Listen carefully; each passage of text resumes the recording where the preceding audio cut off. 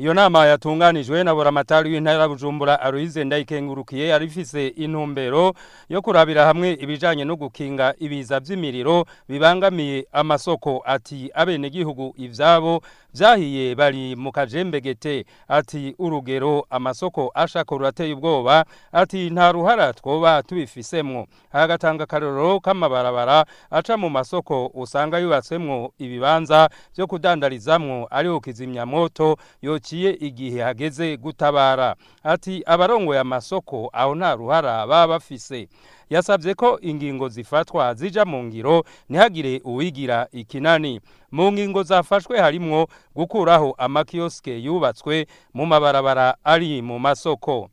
Byaribonekeje yuko mu masoko menshi atanzira zihari zavya imodoka biza kuzimya bita kizimyamoto. Aho zihari naho ugasanga kumbure haraga canke hani naho ugasanga hari amakioske ari muri izo nzira muri ayo mabarabara. Rero twumvikanye ko kubera amasoko yose arafise ico bita plan baja kuraba muri izo plan amabarabara arimo amakioske yuko amakioske duca tuyakuraho vyihuta kioske ziri muri ayo mabarabara ziba kuvayo. Ico twacumvikanye n'indongo zari ziri ngaho. Iyi ni ingingo ya kabiri twabonye ko ikenewe vyihuta nuko mu masoko yose abadandaza ushiraho ico bita ama extincteur zirafasha kuzimya cyangwa gukinga igihe kumbure tuba tukirindiriye yuko bya bimodoka bya kizimyamoto bishika. Izo extincteur zirafasha.